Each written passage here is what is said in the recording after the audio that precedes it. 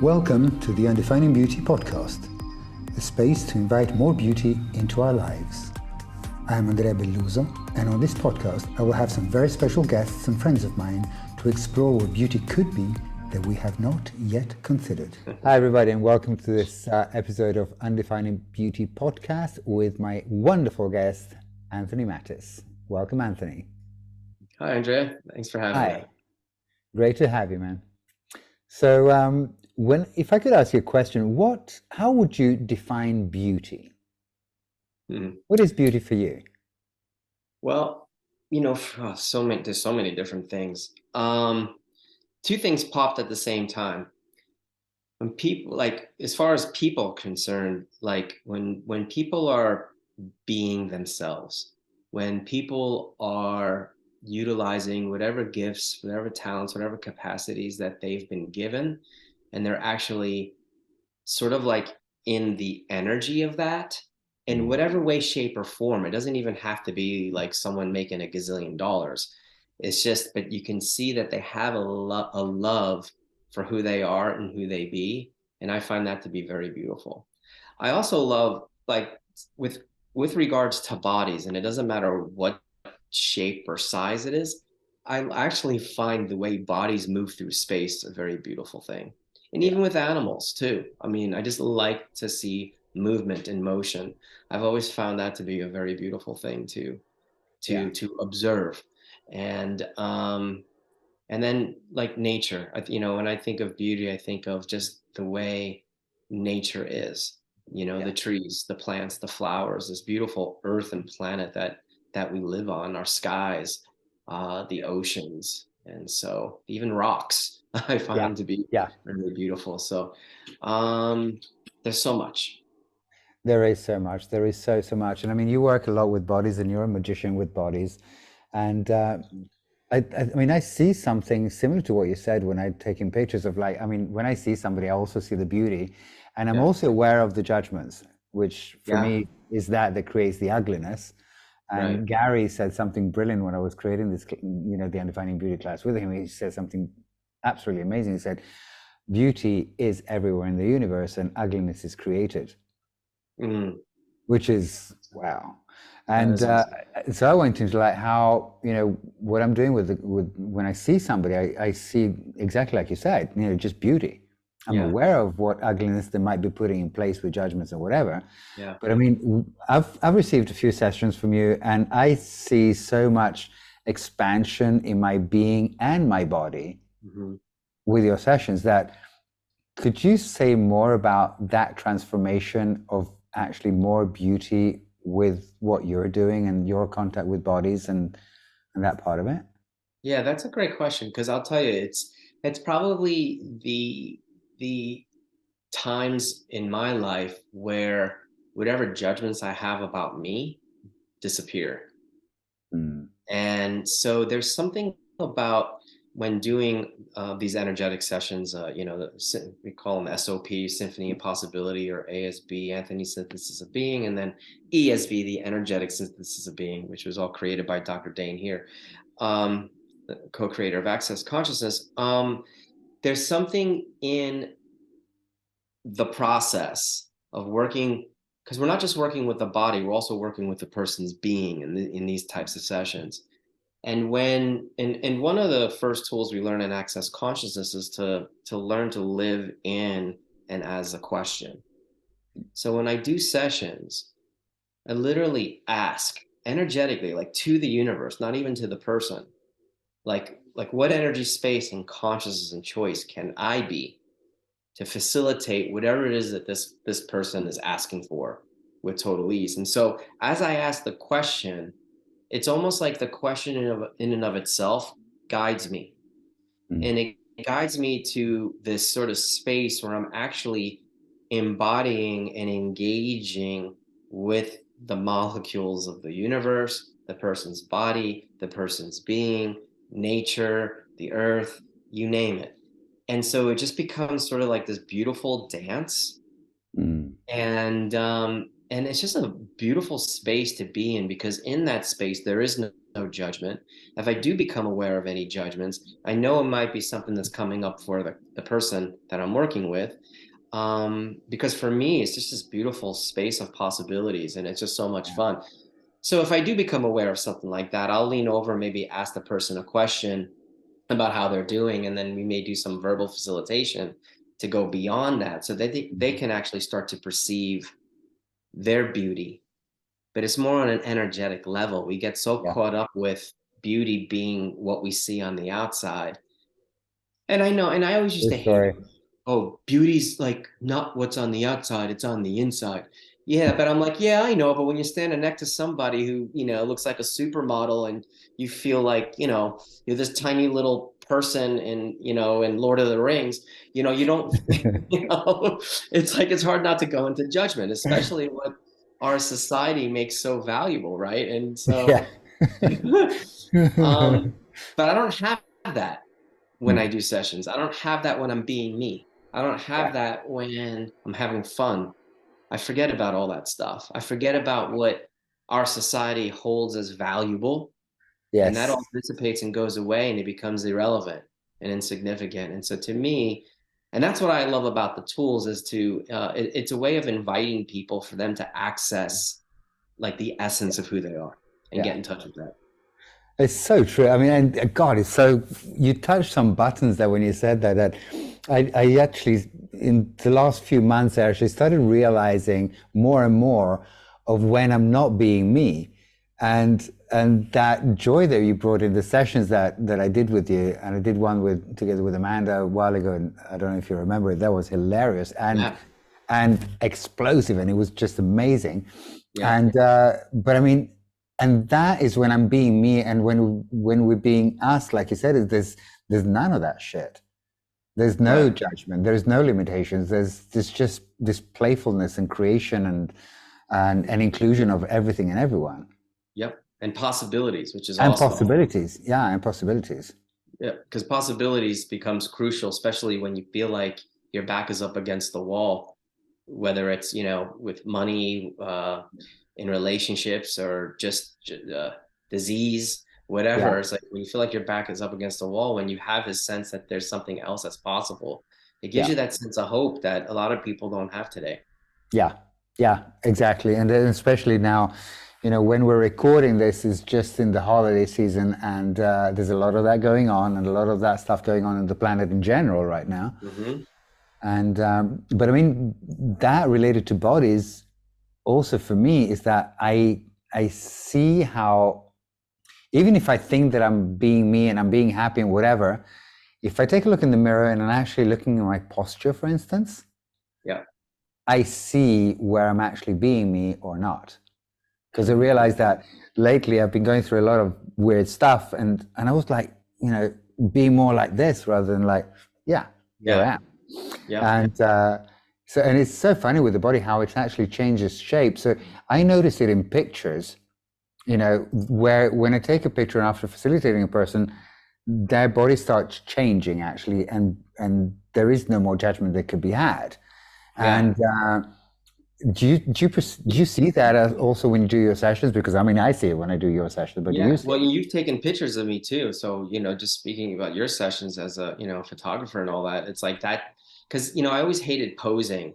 Like Yeah, if I know I have to pose for like, pictures for my business, or if it's sort of like when it feels contrived, you kind of take the force out of having to pose for someone who's not yeah, like used to doing that. I could do that if I'm hanging out with friends, laughing, drinking, no problem. But it's not like I'm doing it like for the business or for this thing. And so you have a real lovely way of like taking sort of like the pressure out of it, mm, and also work with the judgments that the person has coming up for them that's like right in their face. And you have this way of dissipating it for them so they could be more natural in front of the camera, which is awesome. So, and I'm well, I grateful for mean, I'm actually not doing anything. So, I mean, everything you said is actually your job.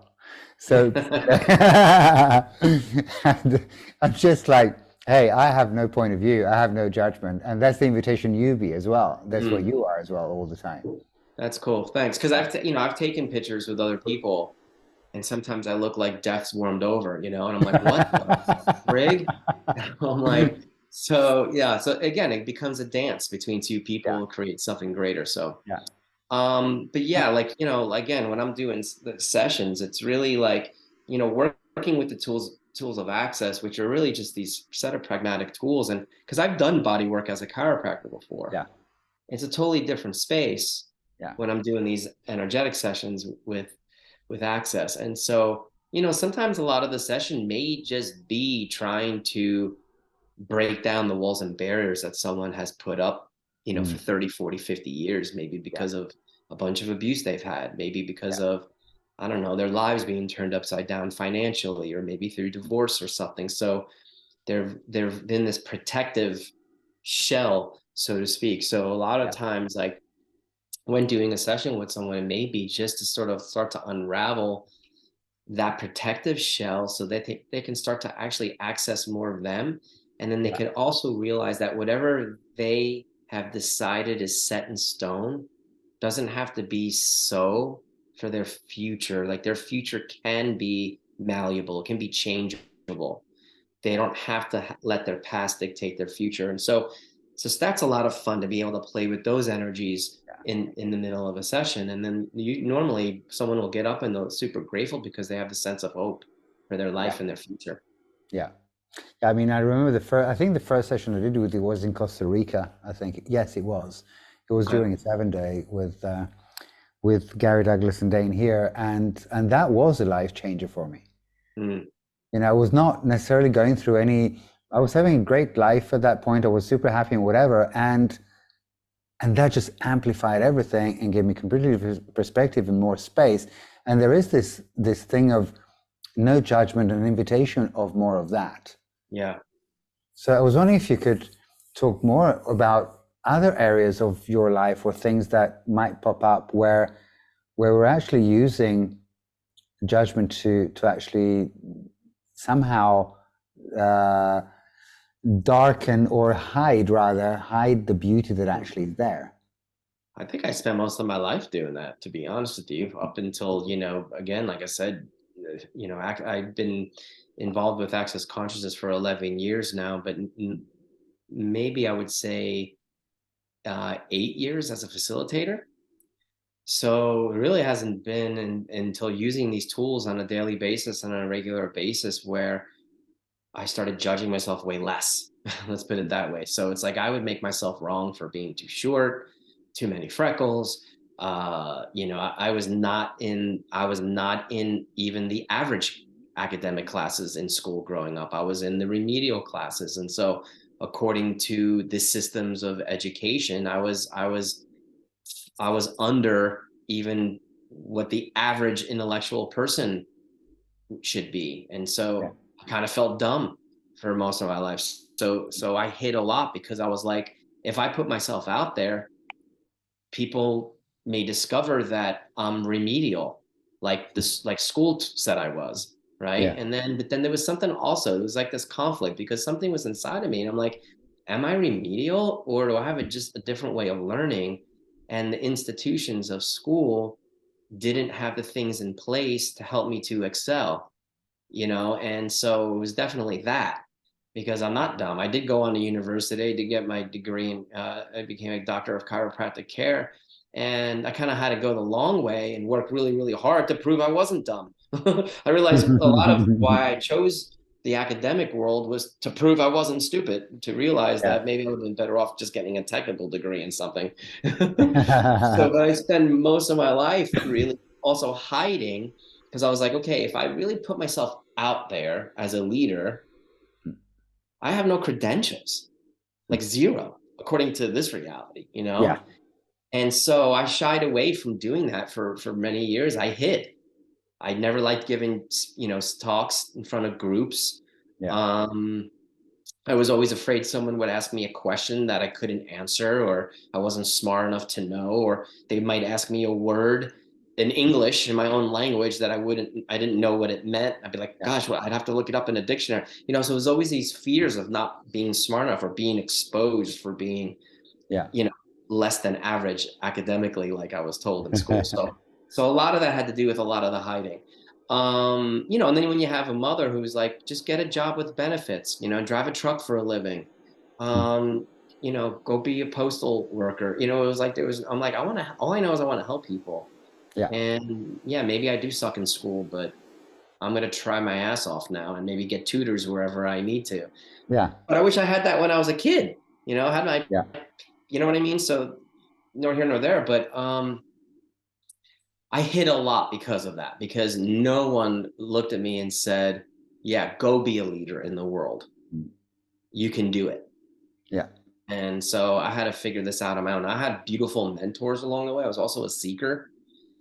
So I studied a lot of different spiritual things and all that. So along the way, I would meet mentors that saw something in me that I couldn't see in myself. But there weren't the tools that they were using weren't strong enough to snap me out of wherever I was locked up. And Yeah. that didn't come until access. Yeah. The tools by far unlock those deep, dark places. And all of a sudden I started to perceive me. Yeah, that is beautiful. Thank you for that. Thank you for sharing that. And yeah, I mean, for me, the tools are magnificent because they don't bring you to conclusion. They don't limit. Every definition for me is a limitation. And yeah, that's what we get in everything else except for access, basically, where it's being and asking the question, living the question. So, Yeah. yeah.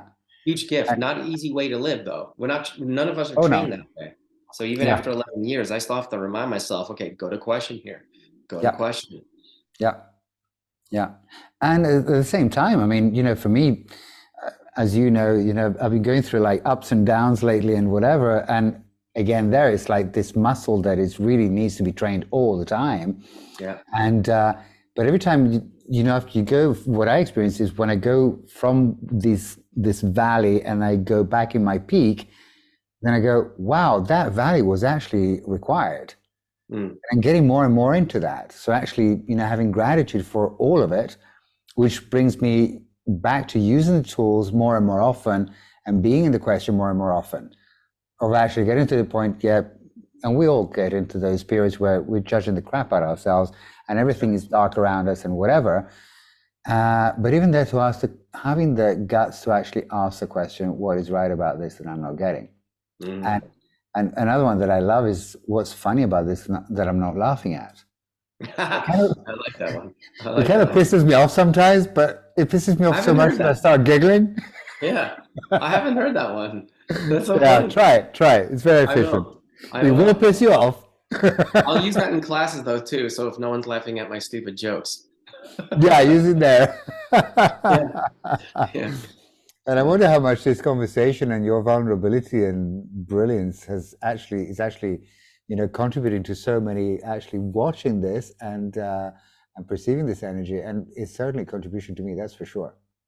Thank you. Yeah, appreciate it. I hope so. I hope so, because it's like, it is. I would like, if anything, I want people to realize that, sometimes as we go through life, as we grow up and whatever, we only think the things that are available to us is what have been presented to us by our family and the different institutions that we may be exposed to. But yeah, there's so much more than that. There really is no form and structure except for the ones we've decided are, that within the boxes that we have to live in, and that's not true. And so I wish I would have known that. Well, I think I've always known that. I just didn't find the playground where I can sort of explore me. Yeah. Until now. And I'm seeing, I mean, I've done, a couple of shoots with you, and I see the difference from the first one to the second one and so on. And I see this journey, and I see this journey in all of our friends that are in access, and people that are choosing to actually live their life in this crazy way of being in the question rather than the answer. And it's so brilliant how we actually keep changing all the fucking time. Yeah, totally. Yeah. Absolutely. Yeah. Well, Anthony, I would like to thank you so much for this. Is there anything else you would like to add? Well, it's like, I believe, like, when we're generating and creating our lives, to me, that's when life becomes a beautiful space and a beautiful like life and living. It's more of like, I don't want to say an action, but it's like a being, right? So when we're able to be who we are, to me, that's the beauty of living. And it's not about what we look like on the outside or anything like that, or even the adoration or validation we get from other people, but simply being who we are in all areas of our life. And to me, that's the gift. That's the beauty of being alive and having the joy of embodiment while we're here. Yeah. True story. Thank you so much for that one. Pleasure. Wow, what a space you created with this conversation as well. It's just like, thank you, my friend. Brilliant. So, the brilliant Dr. Anthony Mattis, thank you so much. You're welcome. And see you guys on the next one.